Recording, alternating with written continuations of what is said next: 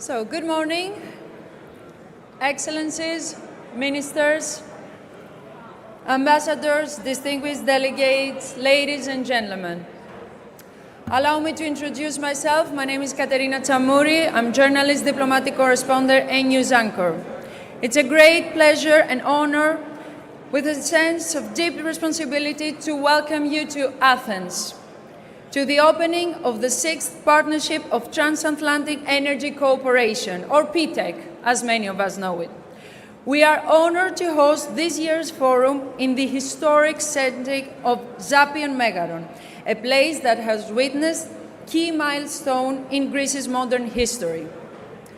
And today, it stands ready to host yet another, a gathering of distinguished leaders, ministers, and industry visionaries committed to shaping the future of energy cooperation across the Atlantic. Over the next 2 days, ladies and gentlemen, this forum will bring together public and private industry leaders, all united by a same goal: to strengthen energy cooperation across the Atlantic and to build a more secure, affordable, and resilient energy future. P-TEC has become the flagship platform for energy ministries and industries from Central and Eastern Europe, working side by side with the US Department of Energy, US agencies, and the private sector. Together, they are shaping a regional energy architecture that is collaborative, future-facing, and built on shared values. This year, for the first time ever, P-TEC convenes live from Athens, which is huge. In a moment of particular significance for Greece, as we gather here, the country is stepping into a new role. Greece is not only an energy player. Greece, it is rapidly becoming an energy getaway. With a strategic infrastructure like Revithoussa and Alexandroupoli LNG terminal, a decades-old vision is turning now into a real influence, connecting the American LNG to the South and East Europe and securing new corridors of supply in shifting geopolitical landscape. The next 2 days, ladies and gentlemen, are more than symbolic. They are substantive. They are an opportunity to advance investment, to confirm partnerships, and, as we expect, to finalize critical energy deals, agreements that will strengthen regional supply and affirm Greece's position as a transit hub. As we begin, allow me to offer a brief overview of what this important gathering will explore over the next 2 days. These proceedings of this year's P-TEC are jointly organized by Mr. Stavros Papastavrou, Minister of Environment and Energy of Greece, and Mr. Chris Wright, United States Secretary of Energy, in partnership with the Atlantic Council. Feel free to applaud.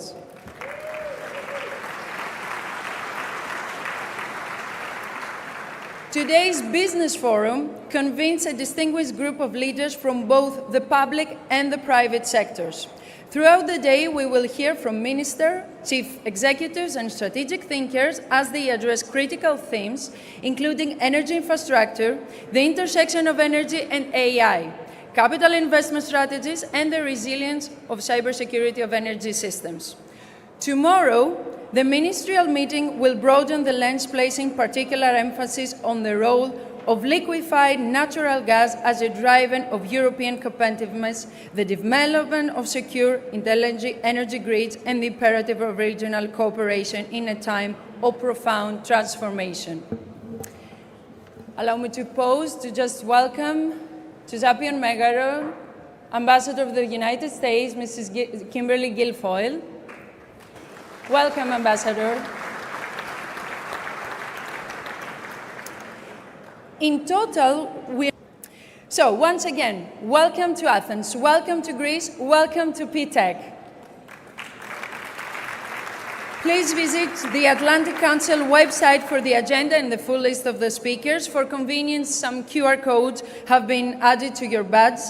And as a reminder, this is a public on-the-record event being live-streamed by the Atlantic Council Global Energy Center to an audience around the world. So without further ado, Let's begin our program with a high-level dialogue that sets the tone for the next 2 days ahead. This fireside chat brings together two key figures leading transatlantic cooperation in the energy sector, both at a regional and national level. Their perspectives will frame many of the themes we will explore throughout this forum. To moderate this important conversation, we are pleased to welcome a respected journalist and a good colleague of mine, Mrs. Sia Kosioni, anchorwoman and journalist at Sky. She will be joined by Mr. Stavros Papastavrou, Minister of Environment and Energy of the Hellenic Republic, and Chris Wright, United States Secretary of Energy. Welcome to Greece. Mrs. Kosioni, the floor is yours. Thank you, Katerina. Thank you very much, ladies and gentlemen. Good morning. With this fireside chat, we are opening the P-TEC, the 6th P-TEC, hosted in Athens. And let me express a special welcome for our American guests, to all of you. Seems like something important is happening today here in Athens. And to begin with, I have to tell you that I have received serious threats about being punctual. So my first question is addressed to both of you. The European Union legislative proposal aims to end imports of Russian gas and oil by the end of 2027. So why is this initiative strategically important for the United States? One. Two, why is this, what role does the US government and American energy companies play in supporting Europe's transition?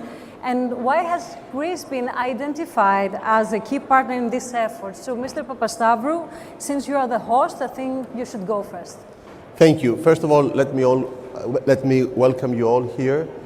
When we first spoke with Chris, actually I was at John Ardill's office back in May in Woodlands in Texas, and we had our first call, and we said maybe we do a P-TEC event in Athens. And I think we never imagined that we have all these amazing people here. So thank you all for traveling and being here. It's very important. Thank you very much. Funding aggression is not good. Funding aggression is something that both the US and the EU is against. And that's very important for both sides of the Atlantic. We believe strongly that for the stability, the peace, and the prosperity of the region, we need to totally phase out from Russian gas. And I think this is one of the areas where both the European Union and the US see eye to eye. This is something that, for Greece, has a special importance, given our continuous and unconditional stance against aggression, having the invasion of Cyprus and the illegal occupation for so many decades. Now, why Greece? You named some, the initial comments made some of the obvious remarks. Geography, crossroads of 3 centuries. Infrastructure, Revithousa, FSRU, pipelines. Economic and political stability. But I think there is a deeper, a more substantive reason. And that is that I believe we speak more or less the same language. We value this vertical corridor not only on a standalone economic dimension. It's not only about the commodity, but it's about transcending and transforming the region, creating peace and prosperity in a region that has been divided by wars, by geography. And that's why I believe Greece is a gateway to the vertical corridor. And I'm very thrilled that I see that so many companies are here and that this dream, this big idea is coming into reality. Mm-hmm. Thank you. Minister Wright, the same question, please. Why is this initiative so important for the United States? And what role does the US government and US companies have to play here in helping Europe implement this policy? Additionally, how do you understand Greece's role and what Minister Papastavrou mentioned out, given the complicated regional framework, threats that Greece often faces from abroad. What are you willing, is the US government willing to safeguard or secure such investments, such infrastructure? Absolutely. That's why I'm here. That's why we're all here, is to bond our futures more closely together. The United States and our tremendous allies in Europe, we came together to win in World War II. We came together to prevail in the Cold War and to make sure freedom and democracy and representative government was the way humans lived. These ideas, these early ideas, of course, really first took root here 2,500 years ago. So I love to see these freedom-loving nations of the United States and Greece come together in this cause, and of course the nations across Europe. The world today, just to be candid, because that's my style, the world runs on oil, gas, and coal. It did when I was born. It was 85% of global energy when I was born. It's 84% of global energy today. I went to college to work in nuclear. I worked in solar in graduate school. I worked in geothermal after. I'm all for finding additional energy sources. But to be honest, the world runs on oil, gas, and coal, and it will for as long as we can see.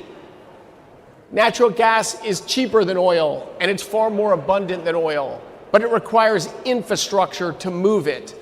If you build infrastructure, gas becomes much cheaper than oil, much cleaner than oil. It's not just about electricity, it's about manufacturing, it's about home heating, it's about fertilizers, it's about economic opportunity, and it's about security. Fortunately, in the United States, we have an amazing abundance of natural gas. I think we have a tremendous opportunity right now to displace all of the Russian gas, all of it, every last molecule out of Western Europe. The United States has the gas. We would love nothing more than to cooperate to build this infrastructure. As infrastructure gets built and volumes grow, costs come down. The security of energy matters. The cost of energy matters. Where you get energy from matters.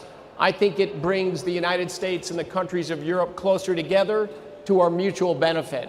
And every molecule that Russia does not sell into Europe, every molecule, it doesn't go somewhere else. They only have one pipeline. They have 5 pipelines that come to Europe and 1 pipeline that goes to China. The pipeline to China is full. Every molecule that does not come to Europe stays in the ground, does not go into the pockets of Putin and to the Russian war machine. We can both starve the Russian war machine and build a growing future relationship between the great nations of Europe and the United States. And Greece is the perfect entree point. Historical shipping nation, leading the continent and frankly the world in shipping today. You have the infrastructure here to get into the rest of Europe. This is an opportunity made in heaven. Let's seize it together. Thank you.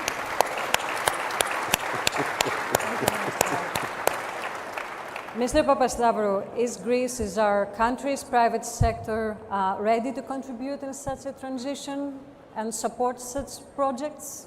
They are ready.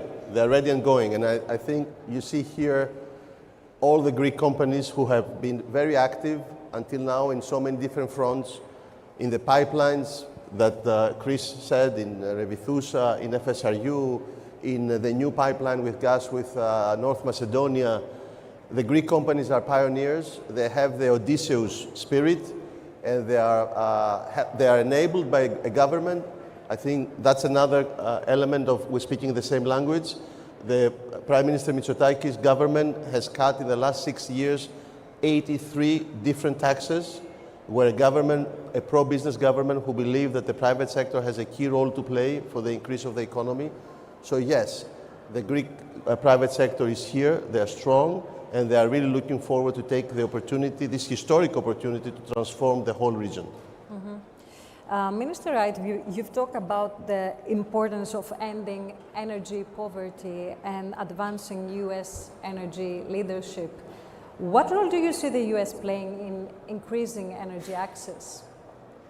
Yes, I've been passionate about energy my whole life, And in a little bit of a blind squirrel finds nut story, I'm not as profound as Homer, but I know that blind squirrels eventually find nuts. The shale revolution in the United States really transformed us from the largest importer of natural gas in the world to the largest exporter of natural gas in the world. So a great story for the United States, but honestly a great story for the world, because this surging abundance of natural gas dramatically lowered the price. The price in the US came down 60 or 70%. It saved of order $2,000 per American family in our country, just the abundance of natural gas that drove down heating prices, drove down industrial prices, drove down electricity prices, until bad policies in our country are doing everything possible to push electricity prices back up. But fortunately, President Trump was elected to reverse that trend and bring prices back down. But if you can lower the price of energy, you just expand people's life opportunities. Even in the United States, about 10% of Americans report deep struggles paying their energy bills. 3.5 million people get a notice that their electricity is going to be turned off. I find this outrageous in our countries of wealth and prosperity, that politicians, that we do things that make energy more expensive. Well, for businesses, they can deal with that. Some businesses profit from more expensive energy. But when you make energy more expensive, you just lower everyone's standard of living. And for those that are not so fortunate, that have a lower standard of living to begin with, you put people from lower middle class into poverty. So I have been passionate my whole life that we need more energy and that the cost of energy matters. About 1 billion people live like us in this room. We wear fancy clothes, we travel to conferences, we turn the heat on in the wintertime and the air conditioning on in the summertime. We live wonderful, opportunity-rich lives. That's 1 billion people. 7 billion people, they want what we have. More than half the people walking the world today are wearing hand-washed clothes. Think of the time that is. When you bring clothes washers, when you bring cooking fuel that just turns on and turns off, you lift everyone up and you transform the life of women. You liberate women from drudgery. So please, think hard and deep about when you have policies, are they going to make energy more expensive and reduce everyone's opportunities in life, or are they going to make energy less expensive and lift everyone up? I view it as black and white, but there's amazing the political forces in favor of and driving for expensive, unreliable energy. In the US, across our country, we have states with very low-cost energy. My friend, Doug Burgum, our Secretary of the Interior, he was a leader of one of those states. He drove down energy prices in his state. He lifted his state from 39th in per capita income to near number 1 in the United States by getting energy policy right. That's how you can lift up your society and drive people forward. But we should never be complacent. There are always forces pushing the other way. I'll call one out, and I think we are aligned here, but it has to happen. CSDD in European regulations, it is an absolute existential risk to affordable energy in Europe. If you can't do business from countries around the world, not just the United States, but all the countries, if you make it too risky and too expensive to do business here, that gas will go elsewhere. We don't want to see that happen. I want to see Europe with an abundant energy sources, secure energy sources from your allies, and downward pressure on energy prices so industry can come back to Europe, so AI can thrive in Europe, so standards of living and economic growth can thrive in Europe. Please work with us to make sure that will happen, but it takes work, it takes risk-taking, and it takes pushback on things that are driving things in the opposite direction. What a debate it is. I just want to make one comment very briefly. I completely agree. We have the same debate in Europe. There is a great discrepancy between prices, electricity prices, between the north and the center part of Europe and the southeast. And we're working very hard, and I see the Commission being here.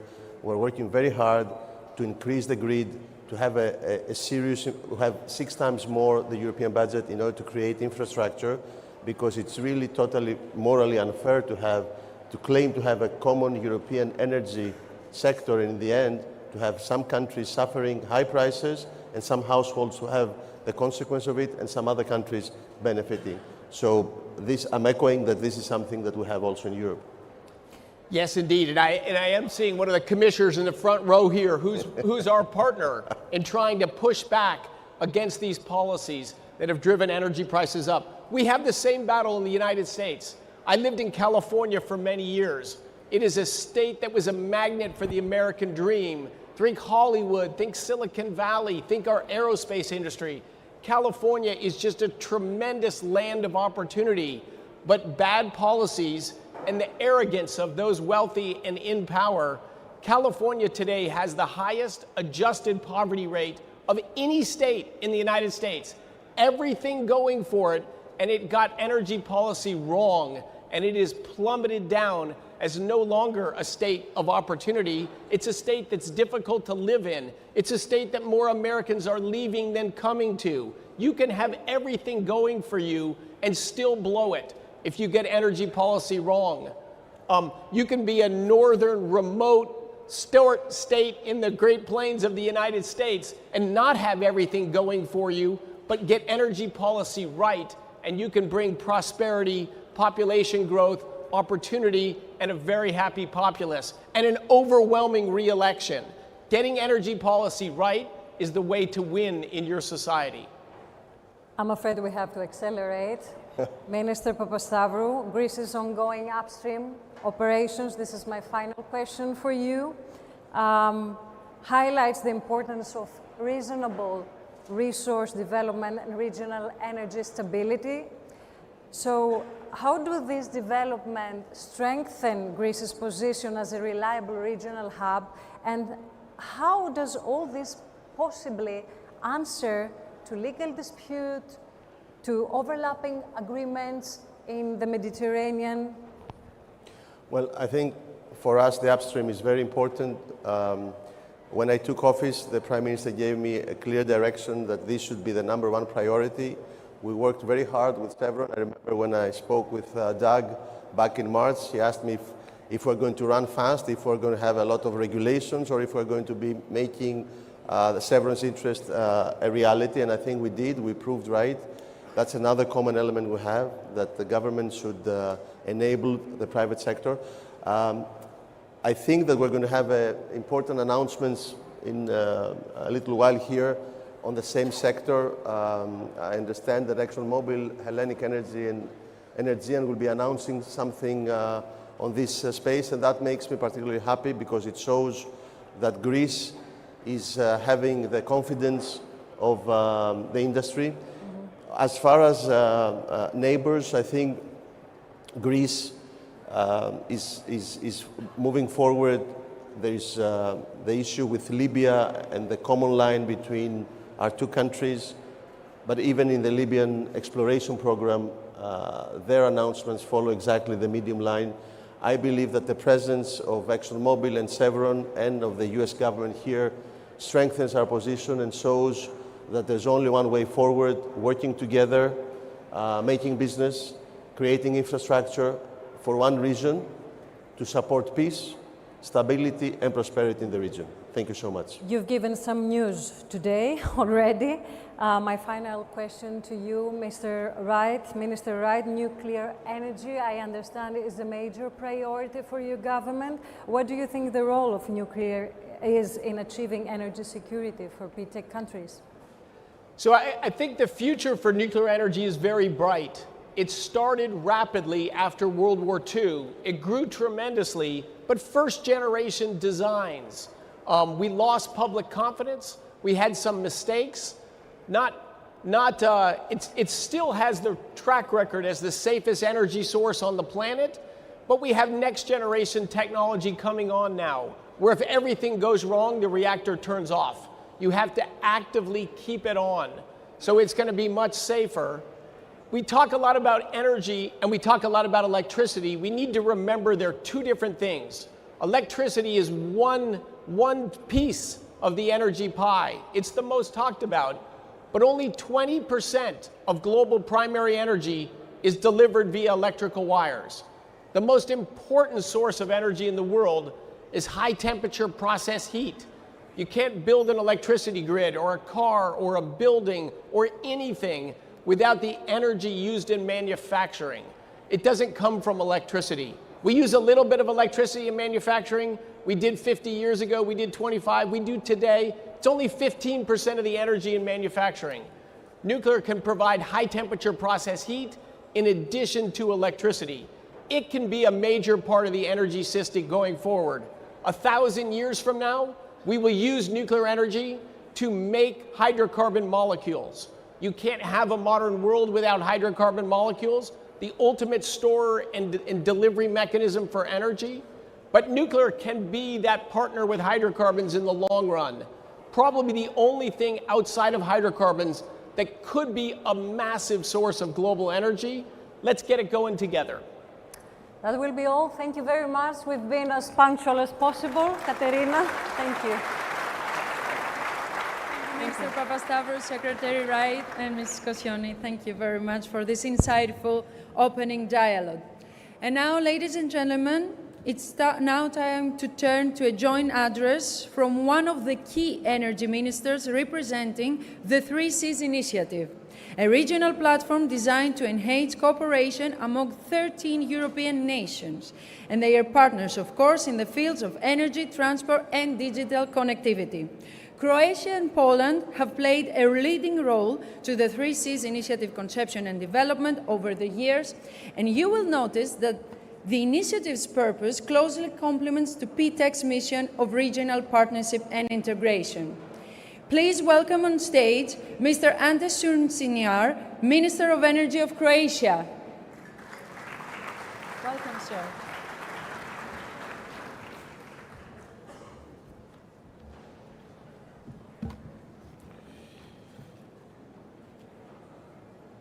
Distinguished ministers, Wright and Papastavro, dear guests and colleagues. Thank you for introduction and setting the right tone for the forum. It is my great pleasure to address you at the P-TEC Business Forum. At a time when energy and security infrastructure and digital connectivity are deeply connected, partnerships such as P-TEC are more important than ever. Croatia remains strongly committed to our collective efforts, especially in energy security. In that sense, we are proud to be part of the 3Cs initiative, a platform that connects 13 EU member states between the Adriatic, Baltic, and Black Sea, and it is strongly supported by the United States, whose engagement has been crucial in advancing the initiative's strategic goals. And in less than a decade, this initiative has become a strategic partnership that reflects a spirit of unity and shared purpose. As Croatia assumes the presidency of the 3Cs initiative, our focus will be on advancing economic cooperation, investment, and connectivity, while ensuring security and resilience across the region. We aim to attract private capital through stronger financial instruments, improve cross-border infrastructure links, and better integrate our region with major global corridors such as the India-Middle East, Europe Economic Corridor, and the Middle Corridor. Energy security remains the heart of our prosperity. Recent geopolitical challenges have reminded us that a resilient and diversified energy system are the foundation of the stability. A clear example of this is the LNG terminal on the island of Kirk, operational since 2021.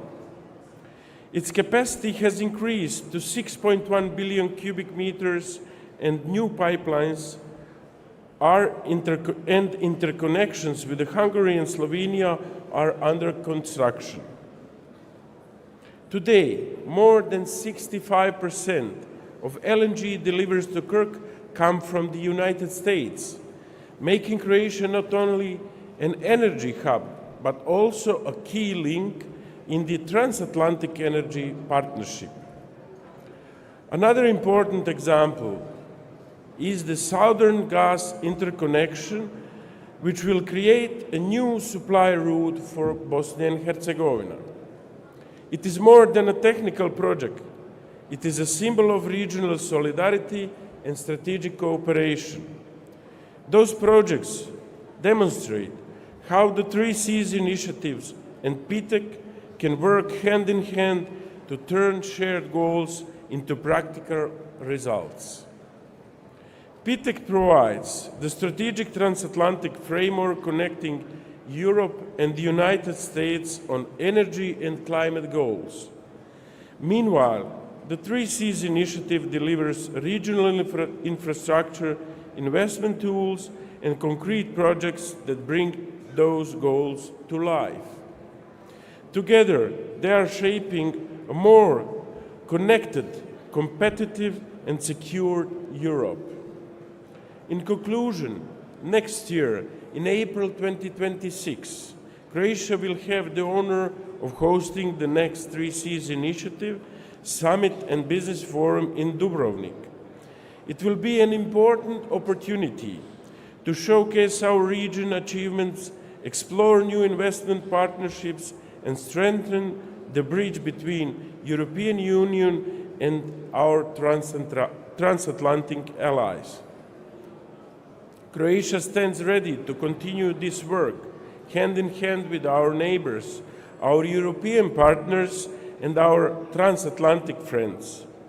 Together, through P-TEC and 3 Cs initiative, we can build a stronger, more connected, more resilient future for our citizens. Thank you very much.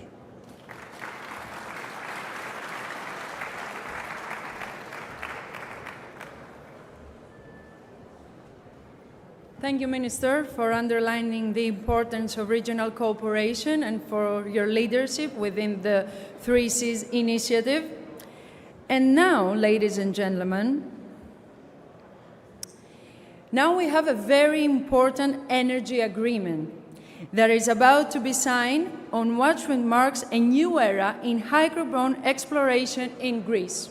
You should give us a couple of minutes to prepare the stage, as I will call on stage to join me their Excellencies John Ardell, Mattia Rigas, Secretary Wright, Minister Papastavros, Secretary Bergam, and of course Ambassador Kimberly Guilfoyle.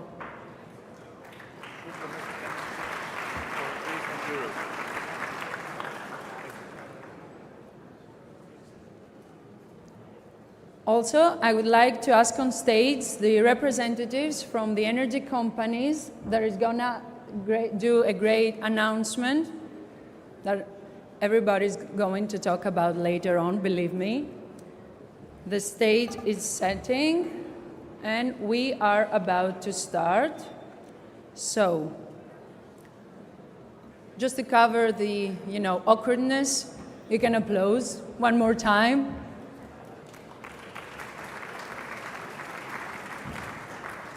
Thank you for that.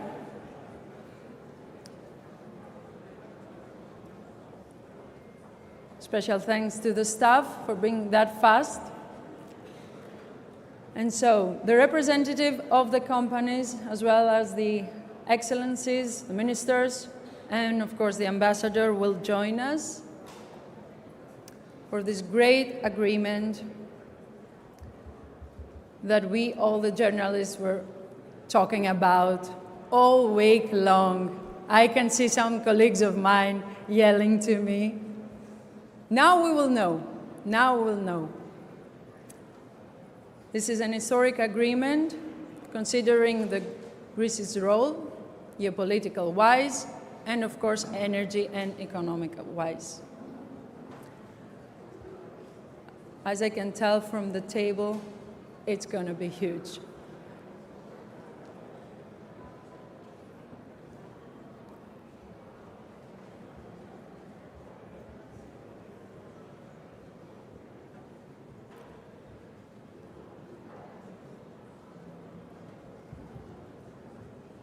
Okay.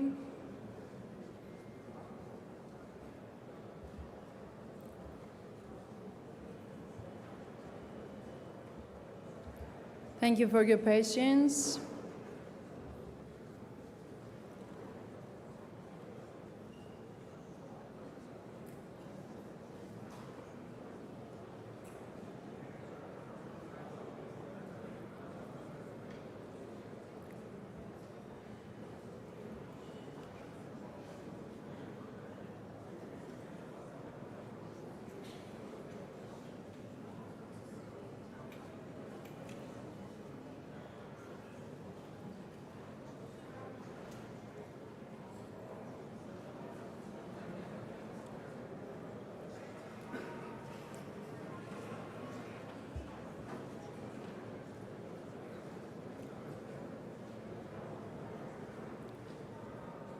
The flags are mandatory for the photos that is going to be taken.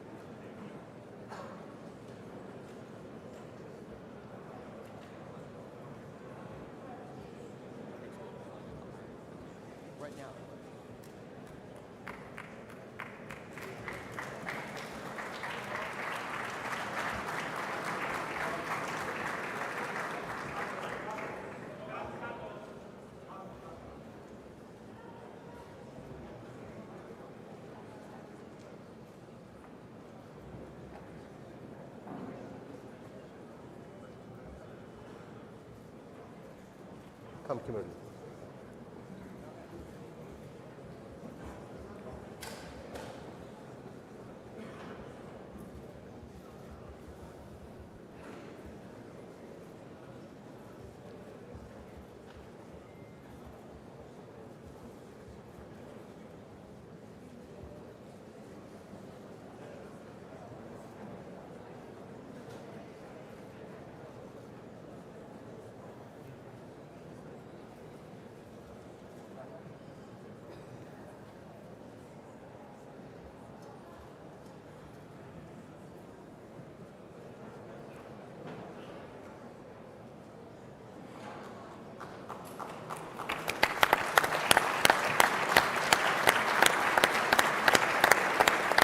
I kindly invite John Alder to his remarks. No, I'll say a few words. Let me say a few words. Thank you, Chris. Minister Babasaro, please. I don't know if it works with... I believe that it works with Okay, very few words. We've been working with John on this for more than a year. The Prime Minister met with him in the General Assembly. I would like to thank all three companies, Energia and Hellenic Energy, ExxonMobil. As I said, we spoke about in the Woodlands when I was there with Nikos Tsafos, at Gastech when I was there with Aris Stefatos. This is a very important, important news. The farm-in agreement, which I'm sure Mathios will explain, brings technology and capabilities in the hydrocarbon area in Greece. If successful, it will bring drilling, exploratory drilling, back to Greece after 40 years. So we're back in the drilling board, Greece, as the US.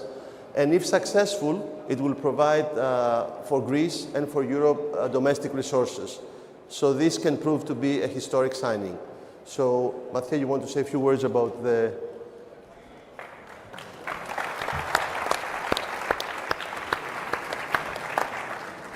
Thank you, and let me explain what we signed.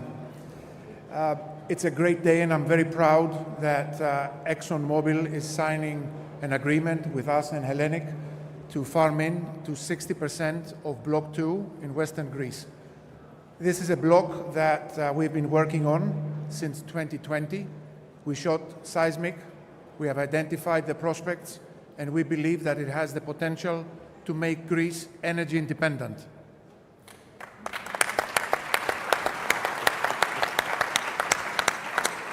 I'm also very proud that this is work that has been done by Greek engineers, Greek geoscientists and geologists.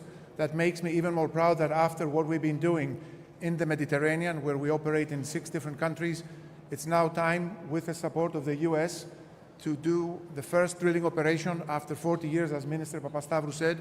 It's about time Greece finds its oil and gas resources. That's our goal. And as a closing remark,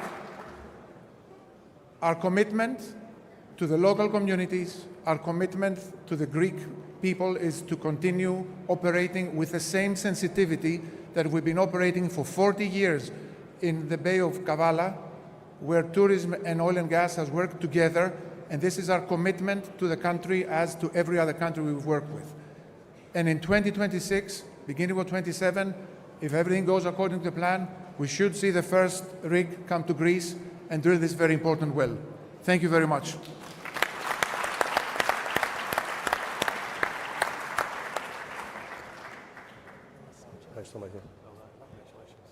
Good work. Just say a few words on behalf of ExxonMobil. So 3 very quick points on who we are, what we do, and then thirdly, why we are here in Greece today. So on the first point, ExxonMobil has been delivering molecule-based energy since 1870, so over 150 years. So that's built a great capability and experience. Today, we are the largest international oil company in the world and the largest producer of oil and the largest market capitalization. So we're a major player in the world energy stage. So what do? We're the ones that go out, find the oil and gas, then build the production capacity. And why do we do that? We do that to grow economies, deliver energy for today's society. And then the third point, why are we here in Greece today? So I'm delighted to have our secretaries, Bergam and Wright, here, who have unwavering support for our industry and our company. What that's done for the United States, in 2005, the US was the largest importer of liquids and natural gas. Today, the US is the largest producer of liquids and natural gas in the world. And if you hear Secretary Bergam talk about where we're going in the future, this creates a foundation of low-cost, reliable, and affordable electricity to underpin an AI-driven economic growth for the future. And that's coming very, very quickly. So as we come here to Athens today, we have an exploration footprint across North Africa and the Eastern Mediterranean. We have a minister from Cyprus here. We have 2 discoveries in Cyprus, discoveries in Egypt, and today we're expanding our exploration footprint in Greece, adding a 3rd very prospective block, and that puts us on a pathway to partnership to drill this in the 2027 timeframe. So we're delighted to be here. We're delighted to bring ExxonMobil's technology and capability, and we're delighted with our partnership, both at the government level and our investment partners. Thank you very much. Bravo, John. Thank you.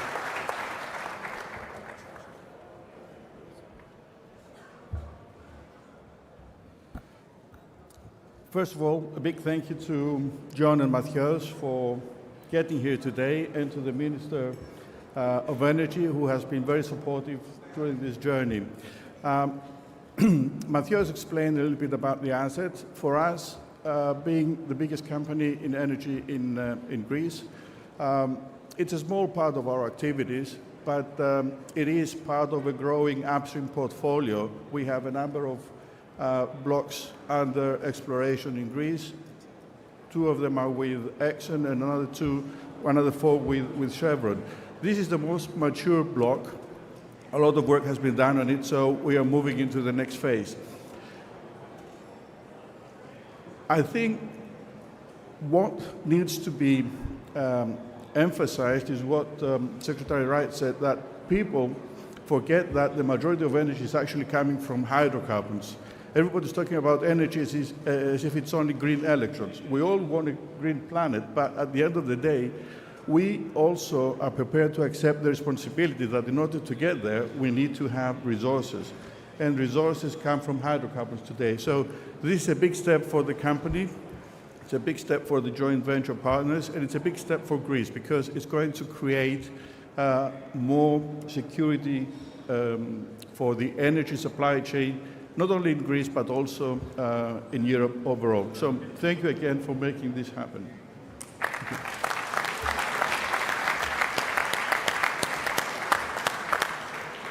So President Trump's policies pretty clearly stated prosperity at home and peace abroad. They go together. How do we generate prosperity? Businesses cooperating, businesses risking money and capital to find things that are going to better societies. That's how we generate prosperity in Greece and around the world. It also leads to peace. And I got to say one last thing. When Exxon was started at the very beginning of the oil and gas industry, global life expectancy at birth was a little over 30 years. Today it's 73 years. Oil and gas and the expansion of coal, they transformed the human condition. We have planes, trains, and automobiles and modern medicine, long life expectancies, and all sorts of spectacular opportunities. Simply not possible without hydrocarbons. In fact, you can't make a wind turbine or a solar panel or a nuclear power plant or a hydroelectric dam without massive amounts of hydrocarbons.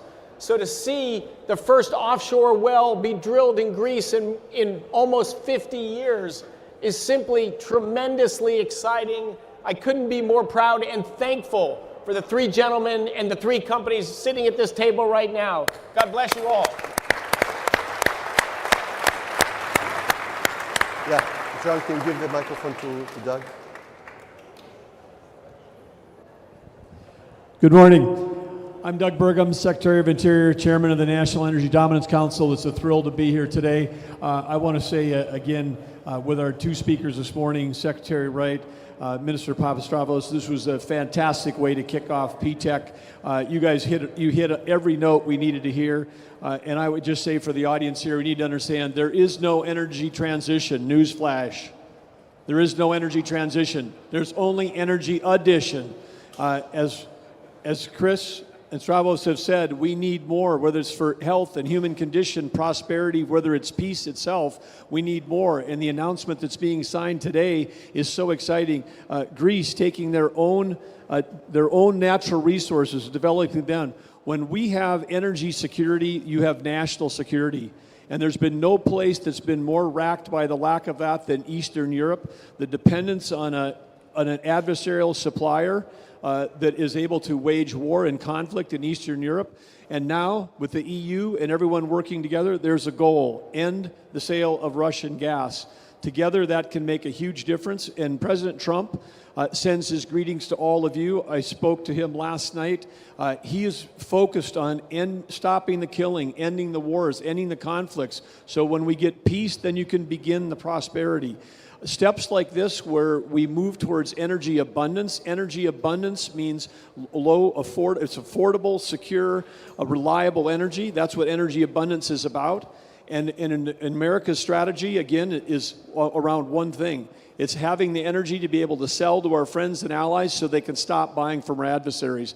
Together, all of you in this room, we can change the world, but it also takes the private sector, it takes entrepreneurs, it takes leadership like the Prime Minister of Greece and others that say they're willing to sort of buck the trend and say, no, we need to develop our own resources. This signing today is super significant because this is a step from a policy standpoint. When Chris Wright says you got to get the policy right, this announcement today is one of those great steps. So with that, I want to say again, congratulations to everybody that's signing. Thanks to the leadership of Greece, and a special welcome. We're so pleased for the United States of America. We think you've got the best ambassador in the world working here in Greece, and here she is, Kimberly Guilfoyle. Good morning, and yes, I'm Kimberly Guilfoyle, the United States Ambassador to the fabulous Hellenic Republic. Gentlemen, congratulations on what you have done. And this is an example of what you do when we work together with a bilateral relationship to create regional stability. And I'm here to say, America is back, and now drilling in the Ionian Sea. This shows what we can do when America and Greece work together to do this. This is not just American energy dominance, it's energy dominance and stability for the great Hellenic Republic. And thank you, Secretary Wright and Stavros Papastavru, amazing Secretary Burgum, and these men at this table. They're visionaries, they're entrepreneurs, they're unafraid, and they're gonna create a future of energy that is incredible, that is going to stabilize all of these regions. It is essential. It is a pushback against other Russian and Chinese interests that is imperative for national security. You are all here witnessing this historic moment. We are sharing and embracing it together, and we are just getting started at P-TEC. Wait and see.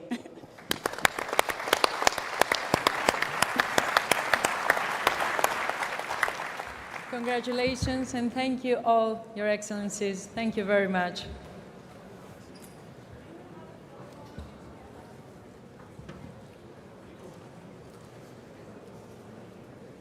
Give us a couple of minutes for the mandatory photos.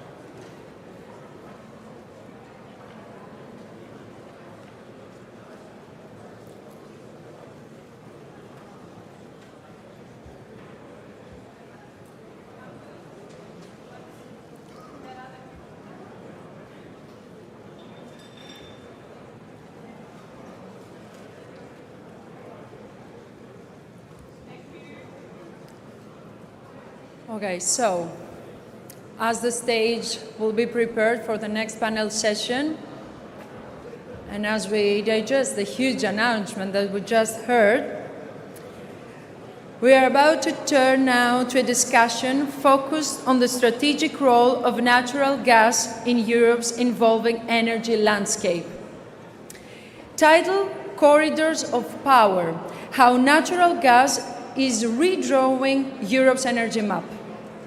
This discussion will explore how sustained transatlantic cooperation, harmonized regulatory frameworks, and target infrastructure investment can collectively advance Europe's transition towards a more interconnected, competitive, and of course, secure energy landscape. To guide this timely conversation, we are going to welcome our moderator, Mr. Gregor Weisenthal, who is a gas expert at the energy community and who will call the speakers on stage as soon as it's ready for that. So, believe me, you're gonna love next session as much as you did the previous, because it's gonna be very interesting. So.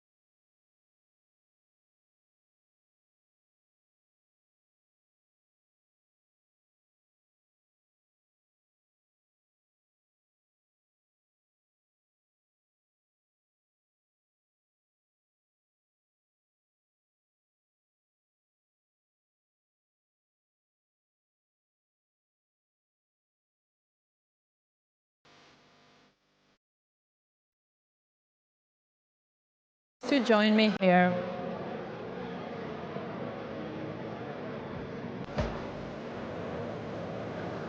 Thank you, sir. The floor is yours.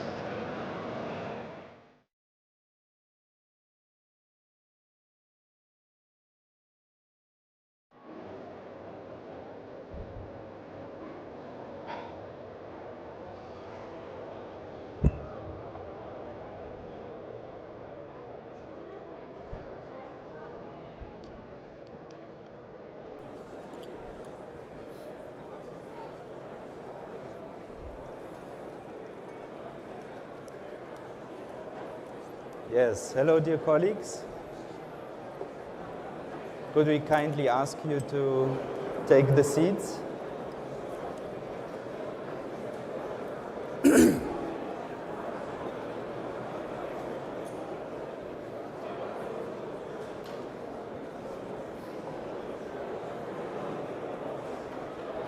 We start.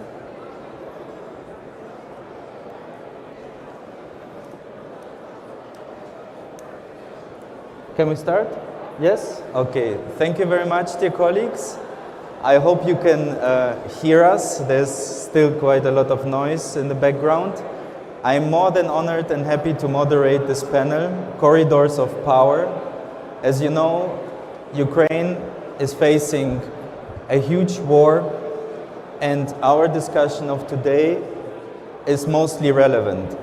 Since around 10 years, a decade, I'm trying to work on the diversification of Russian gas supplies, the integration of regional markets, and it is a great honor for me to be here today.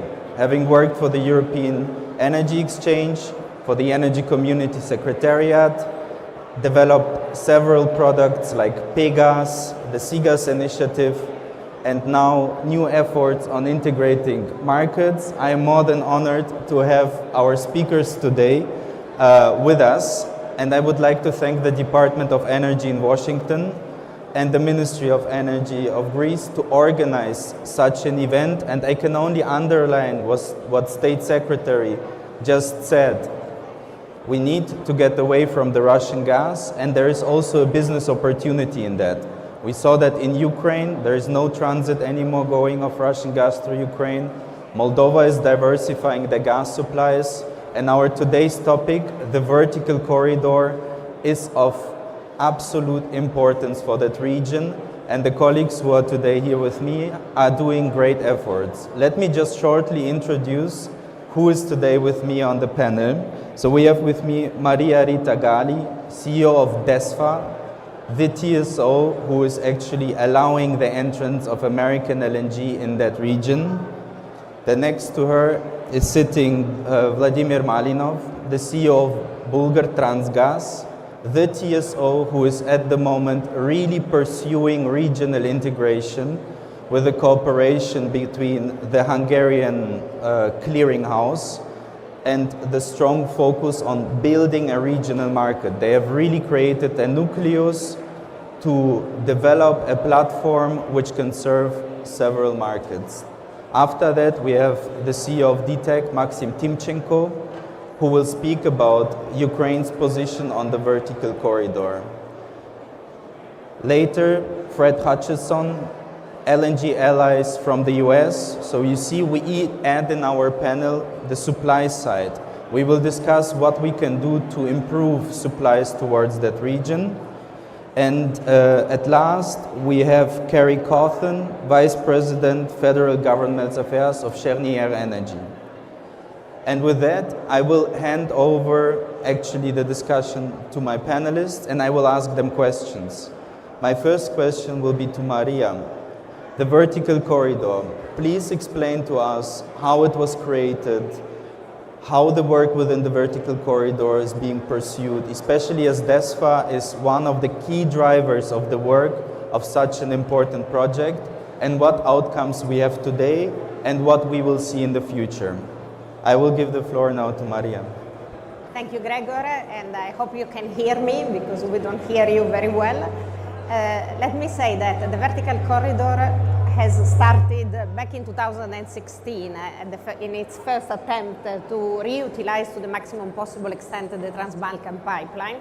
But de facto, the second birth of this initiative has been in December 2022, when here in Athens, all the TSOs of Greece, Bulgaria, Romania, Hungary, Slovak, Moldova, and Ukraine joined forces, signing an MOU in order to promote this initiative. This initiative is a collective effort to maximize the use of existing infrastructures, to enable new sources of LNG to flow from the south to the north and be able to deliver to the countries along the route, including, of course, our neighbors, and up to more inbound countries like Hungary and Slovakia, and, of course, Ukraine in the north.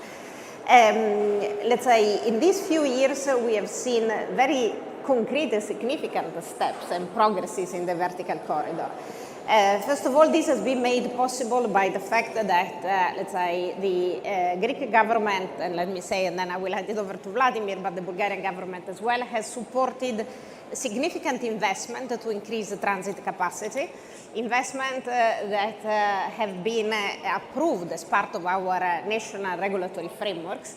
And we are talking about large-scale investments of hundreds of millions, and in the case of Greece, which are being completed in the course of this year, and which enables Greece to export from 2 billion cubic meters, that was our maximum capacity in 2022, excluding TAP, of course, up to 8.5 billion cubic meters this year. So let's say this is clearly a concrete step ahead.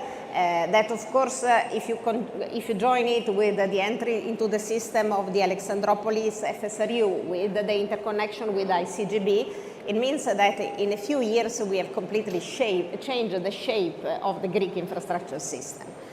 But let's say having the infrastructure is not enough. We need to have the infrastructure and have create the instrument for the market players to be able to use them, and that's why, again, all together with our partners, we have worked hard and we keep working hard to create a commercial solution that guarantees that the market players can book and can find the capacity to bring the LNG from south to the north, and that's what we have done with the new product that has been introduced a few months ago and is going to be extended during the year. And let me say that we see a growing interest from the market to use this transit route. Just to give you an indication, let's say at the beginning of this week, we have run the normal auction for the capacity of the Revitusa LNG terminal for the year 2031, because up until 2030, the terminal was already fully booked. And now in 2031, we sold all the capacity at a huge premium, meaning that the demand was much bigger, much higher than the availability.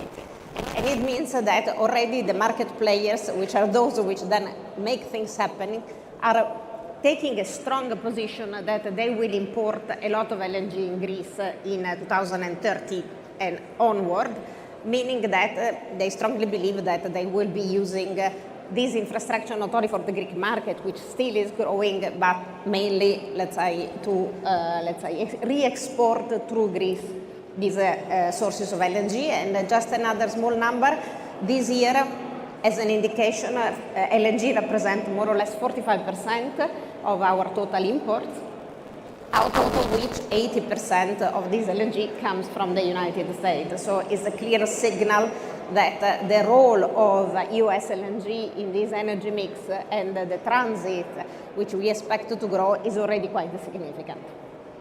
Wonderful, thank you so much. And this is exactly underlying what State Secretary said before, the new business potential which is coming with the American LNG. It creates a huge upside for all markets along the route. And now we are going geographically one up, we are going to Bulgaria. Because gas is in general a diplomatic exercise. We all need to be, besides businessmen, very good diplomats, because it will not stay just in one country. And many of these diplomats are today here in the room, and I will look forward to talk to them. So, Mr. Malinov, how will the vertical corridor facilitate the entry of the US LNG in the region? Thank you. Thank you very much. Really, it's my pleasure being here I've been on previous P-TECs on different capacity as a minister, but today's sixth one, I do believe it will be a symbolic one because it's in Athens, and a crucial one because vital steps and important decisions will be taken up front. I know it's hard to attract the attention of the audience after having on stage two state secretaries and the new US ambassador to Greece, but I will try to do in a way that you remember what we are talking about and what we are doing. So going to your question, actually the vertical gas corridor is a highway. It's a highway, maybe the one and only highway from south to north, which could bring the US LNG to the households and to the end business consumers.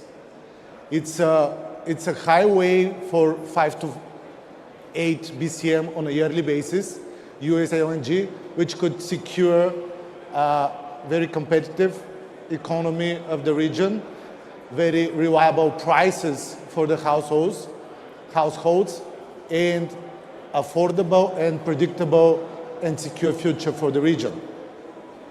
But what we are doing, because when you are stepping on a highway, you need an entry point where you're going on the highway, yeah, and then an exit point when the gas reaches the end users. Okay, it's a question of being and having a visionary approach, because it's not a secret that like 5-6 years ago, the whole region was almost fully dependent on Russian gas. And having that visionary approach, we did it. We did our investment in Greece. Bulgaria's first state-owned investment in Greece was the Alexandropoli FSRU terminal, where we are shareholder, just in order, in a time when Bulgaria was secured and flooded with Russian gas, we to have the alternative, because this is all about diversification, to have the freedom of choice, to choose the best solution for you and for your population. So we did that the first. And as Maria mentioned, actually the vertical gas corridor as an initiative started like 2016, but it was just a project on paper, initiative, whatever it is. Okay, then we revived it together, all the TSOs, with the significant contribution of DESFA and Transgas, the company which we are running. And we already are having a full trust and support by our governments, the Greek government, the Bulgarian government, also the European Commission. But the real driver should be the US administration in that case, and the US LNG providers of natural gas, they to secure the volumes for the vertical gas corridor. Because when you are stepping on a highway and you want like not to have no speed limits, no stops, just going fluently, you need to prefer to sit in a nice looking, comfortable limo and go on the highway. And this is what we are doing also, not just preparing the hardware, the infrastructure for that, but also the trading environment, where the US LNG providers and the off-takers, like TEC, and here I see a lot of friends on my left side, because we have spoken about that for many years, but now it's the proper time. So sitting in this nice limo, bringing the stakeholders together, securing them attractive from a tariff perspective highway to move them, and a comfortable place where they could discuss and meet and negotiate and reach an agreement.